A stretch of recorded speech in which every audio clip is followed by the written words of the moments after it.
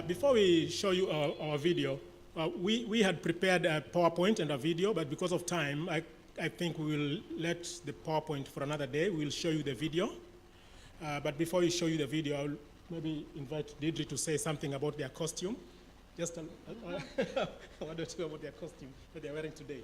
Okay. I've been to Kenya 5 times, and the second time I was there, I was invited to sponsor a couple of children. That was back in 2010. So while we were there last time, one of the children that I've sponsored, his family presented us with these costumes. So it's a traditional, like ceremonial Maasai dress. Yeah. and that is for the male, the shirt, the bells and whistles. So we'll now we'll watch the video, please, Enrique, if you'd try.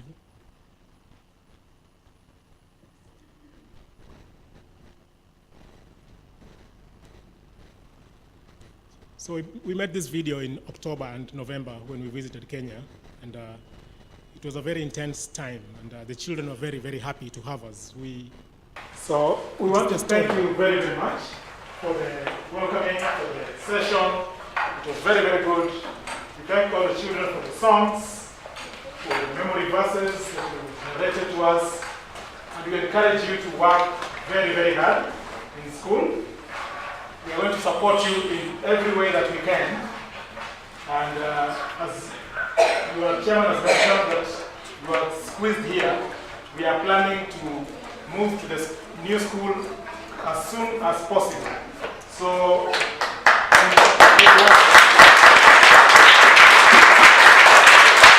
have a small gift, one for each class, so one for each picture. Okay.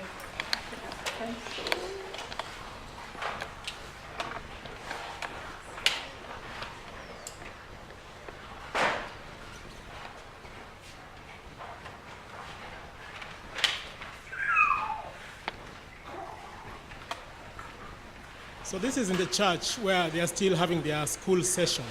The church was kind enough to let us use the church building, but they have asked us to move out by the end of this year because the children number is growing and it's becoming very, very hard.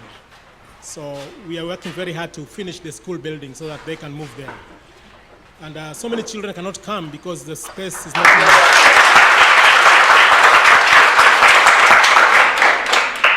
Small gift picture.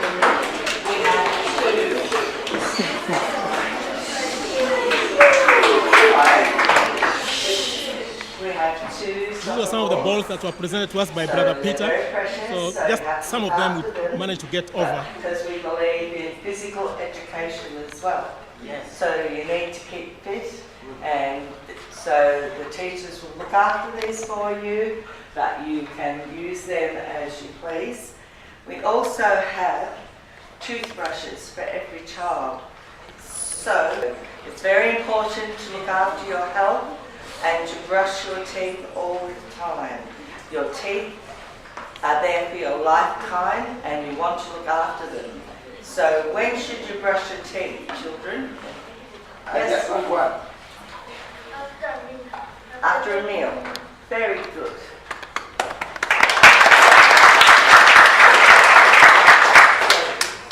And balls here, definitely I know one will be for girls, one will be for boys.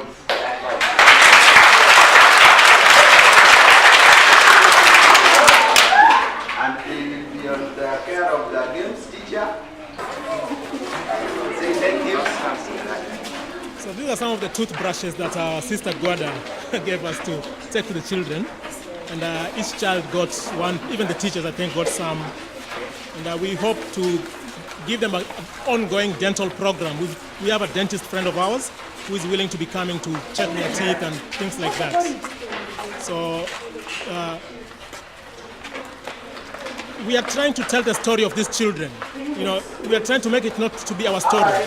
So I'm trying to make it like every child, because I promised them that they are going to see this video.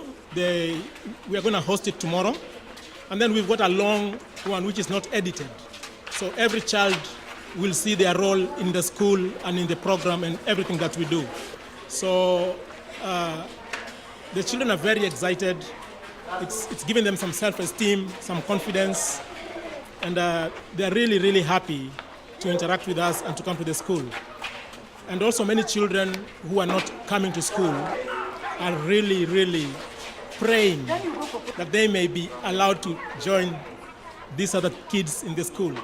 In fact, we have more girls now coming than boys, which was not very common before in many schools around there. So we really want to appreciate you for helping us get this far.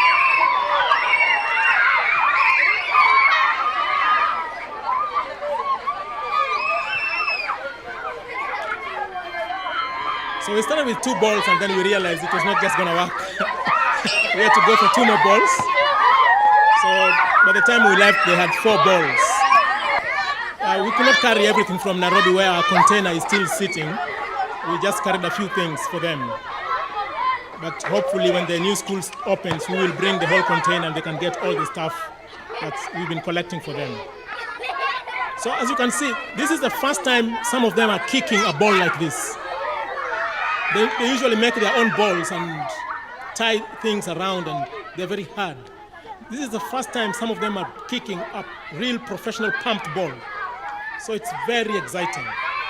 And we realized the small ones were missing, but they were enjoying their porridge. This is the porridge that we always collect our offering in our lesson class to fund this. It costs about $150 every month, $150. And we pay the cooks to prepare it. We buy the flour, the maize, the millet, the cassava, and we mill it together and present it to them every day. And as I've told you before, I think that this is the only meal they have in the day. They have there's no lunch for them. The concept of lunch is not there. They take that, then they run till 3 p.m., then they go home. So it is very hard for them. We can't miss giving them this every day. And because of this, their health has really improved. Some of them who are malnourished and looking very weak are now very strong, because it's a very nutritious meal. So they can play and they really, really enjoy their time. This is break time, when they were kicking the ball around and the girls were serving it around.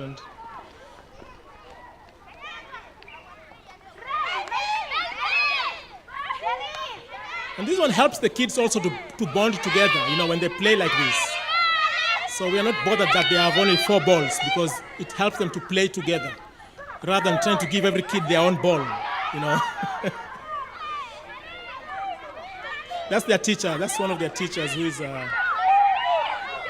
excited also with the ball.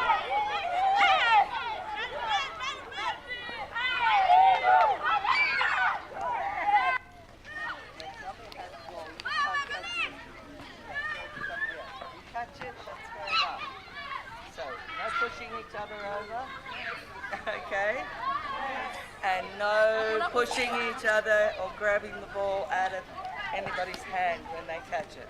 Okay? Yes. All right. Continue.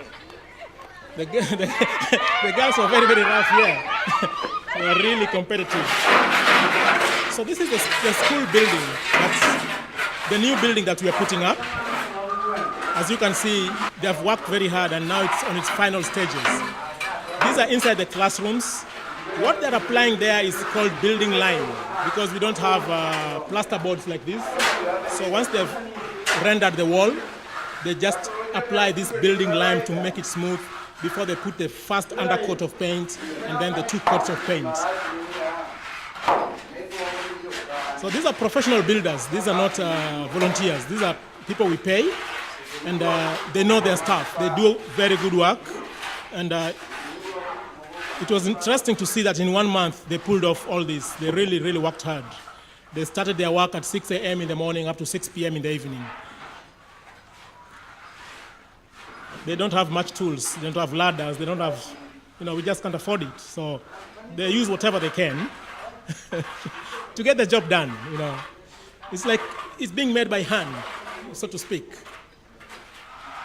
And they're really, really determined and very, very excited that their children are going to get a school. So the classrooms are very wide. They're big. They are spacious. There's light. And when we paint them, they'll be very, very comfortable for the children. Maybe one classroom will sit like 40 children. We don't want to push it too hard to 60 because that's where the government schools are at. Because that's too squeezed. We want to maintain it at 40.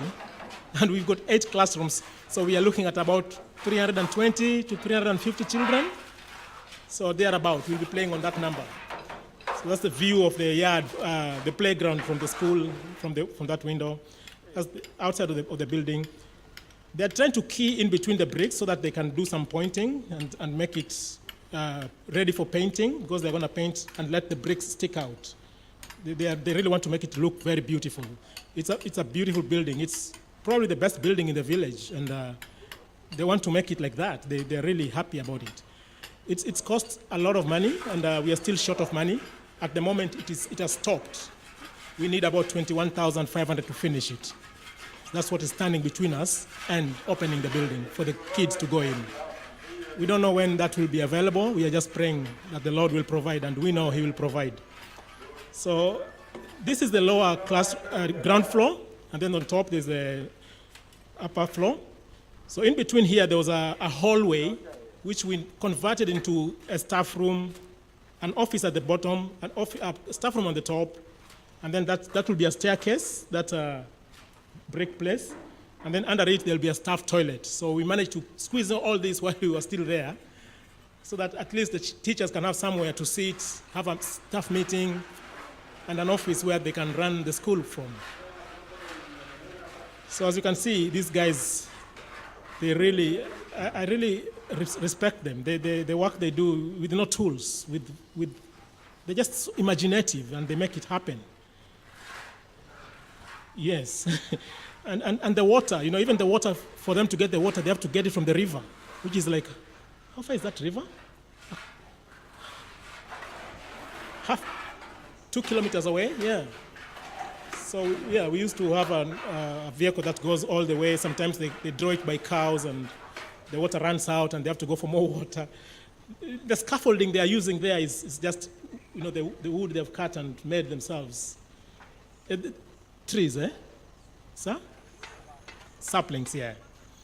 Yeah, there was rain, so there was water running around in those trees, so they're able to get some water.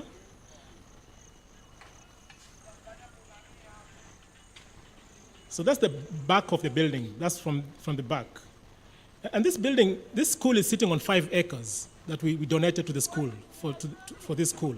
So in these 5 acres, we hope that we will be able to put in the toilets, we will have all the containers there and convert them into a library, into a workshop, into what else? Computers, yep, into computer rooms. And kitchen. There's a kitchen already there that our sister Jo helped us to put up, and a playground. So the space is big enough for them. Yeah, that's the kitchen over there. You can see it. Yeah. So that's the first container that we sent, which is sitting there. And the second one is in Nairobi. It has all the equipment. It has all the desks and the chairs that were donated to us by the School of Macrob in Melbourne. So it's just waiting for the school to open, then we equip every classroom. Every child will have a chair to sit on.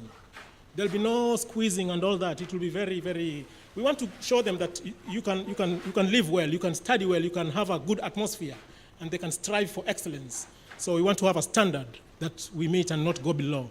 So this is their storeroom as they build. And we have to employ a watchman and to look after this, day and night. Because, everywhere people will try to pinch things. And see, they're willing to even carry things on their back. They really don't mind. The staircase is coming up now, and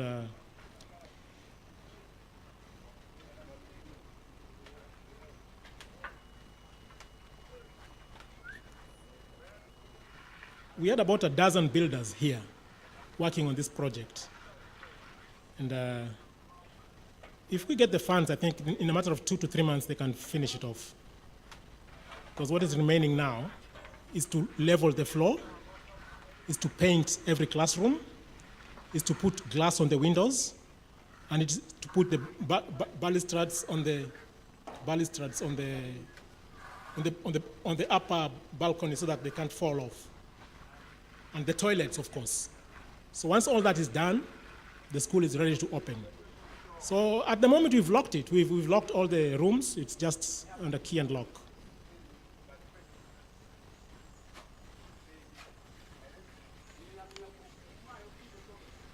So they're putting the vents for every classroom. It's got good. Yeah, that's the front now. Look at the views. They have fantastic views over there. Really, really. Yes. Yes. It was my family land. Yeah, so we donated 5 acres to the school. Yes. The government, no, they're not interested. The government actually has a government school which they look after, but it is very dilapidated. It will make you cry. The kids sometimes have to access it from the windows to get into their classrooms because all the windows are knocked down and it's really non-functional. The desks and chairs are not even there. They sit on bricks and rocks. You know, sometimes they carry their own chairs to school and there are 60 people in one classroom.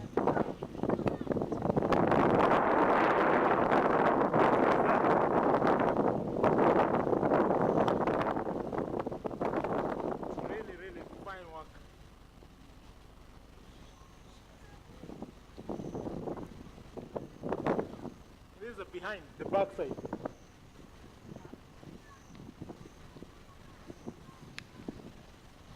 It's really impressive work.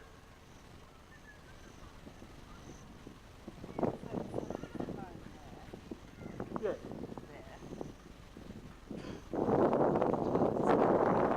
No. All this is the school land. It will keep running like that. Yeah. So it keeps going all the way to those trees. Yes. So if you want to develop it, you develop it that way. So Don't want the toilets in the front. No way Ah. in the world. No. but you'll be developing things this way. But you can have a toilet block here, you can develop things down there, and have another toilet block. You don't want it out in front there. Okay.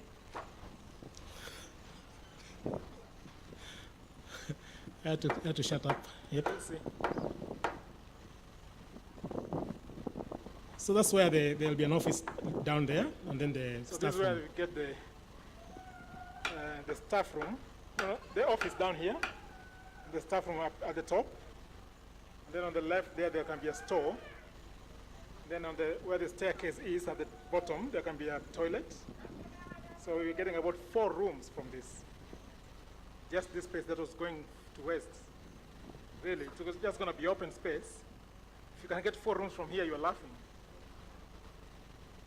Because you need a staff room, you need an office, you need a toilet for the staff, you need things like that. Apparently, we had missed that in our first budget. Really nice. So we realized that we had to put it in. And yeah, while we were there, I think it cost us about 3,000 to set it aware up. of it. Yeah, that just the addition. Yeah. It's really impressive, eh? Now everybody in the village is talking about it.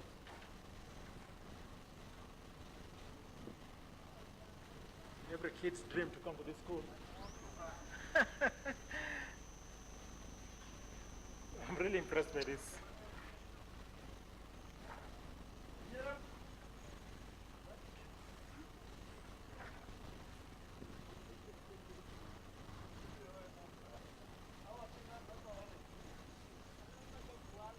So the kids in the village, if you meet them, they try to ask you if you will really admit them in the school.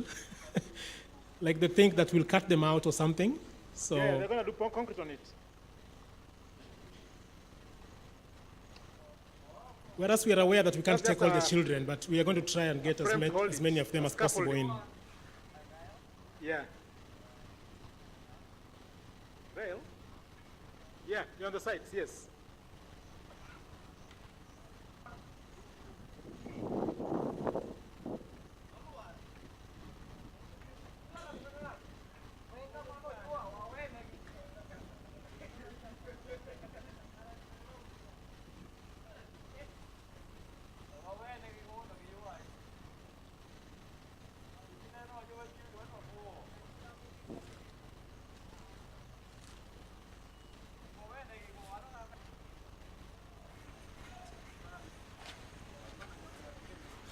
You see how these guys have got mad skills.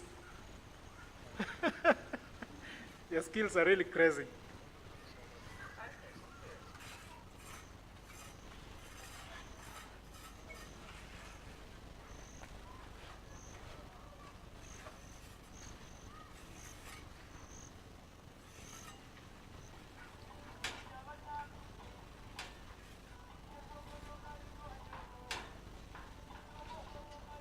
This was probably the last 1 or 2 days before we left.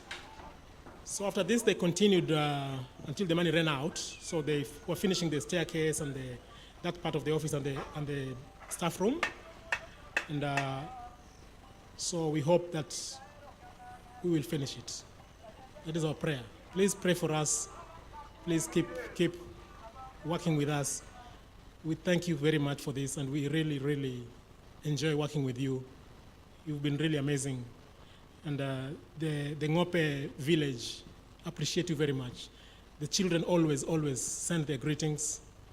And as I said, I'm going to post this on YouTube, and these kids will watch it and see their school coming up and their story. And I'll also post the unedited version, the big one, about 1.5 hours. If you get time, you can watch it. It's got more issues, more stuff.